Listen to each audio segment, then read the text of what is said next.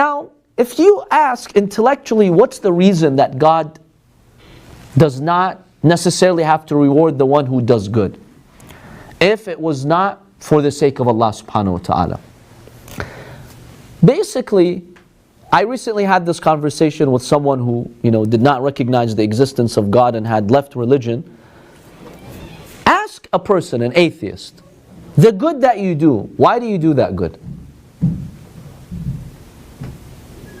Who tells you to do goodness? How do you know this is good? Who tells you to do goodness? What are some possible replies you can get? Morals. There's two common replies that you get from them. Okay, morals, but who decides these morals? Society. Society, that's one. The second, conscience, right? Atheists will tell you, either socially, I'm taught that this is a moral virtue, or it's my conscience. I know that this is good. Okay. We have a big problem with making society and your conscience as the standard. Because society is not fixed when it comes to its moral standards. It's ever shifting. Also with the conscience, it's not that clear sometimes. Social factors can corrupt the conscience. So how can you rely on something that's not fixed? It has no value if it's not fixed. Or it doesn't have that much value. I'll give you some quick examples. And I'll mention this recent example last week with this person. So if you ask the Arab man 14 centuries ago, why are you burying your daughter alive? He'll tell you two things. One, society tells me that it's a virtue for a father to get rid of his daughter because she's shameful for the family. How do I trust a society like that? How? Or he'll tell you it's my conscience. I believe this is good. I feel that this is good. This is something good to do. Look at today. 50 years ago, our Western society looked down upon homosexuality. Today, it's embraced and accepted.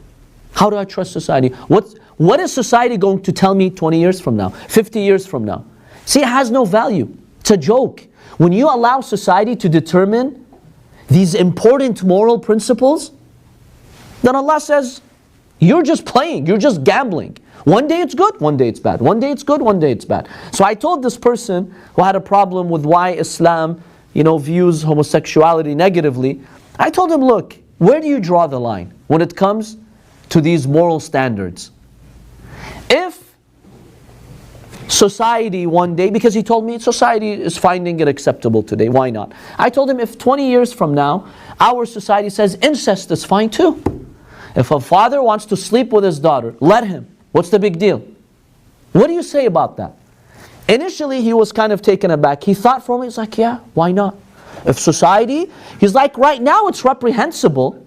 Right now it's detestable. Because that's what society teaches me. But if in 50 years from now, everybody around me, my whole neighborhood says it's okay, yeah, it's okay, I don't have a problem with it. I told him that I have no respect for your moral values. The fact that you're doing kindness to me now is not based on a fixed foundation. You're just gambling.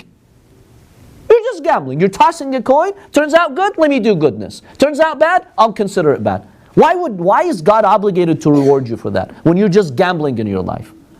Whereas in Islam, you have a fixed standard. Yes, we have something called social norms. Norms, Islam respects cultures as long as they're not violating the law of God. Norms, etiquette, you can take that from your society, no problem. But not moral standards. Moral standards must be fixed. Al-Ma'ruf. Ma'ruf is goodness. Or al-amru bil-ma'ruf, enjoining that which is good. That which is good must come from religion. Society cannot decide for us what's moral and what's not. It doesn't work that way. Otherwise you have a range of consequences and problems. Did he grasp the concept at that point, or was he still enough? Well, see, they want to justify what they're in. So initially they're struggling. Then, in the end, he didn't concede, but he conceded a little bit. It takes time for them. It takes a lot of time for them to kind of go back to their guidance. Because he was living with non-Muslim friends and they really had influenced him, unfortunately.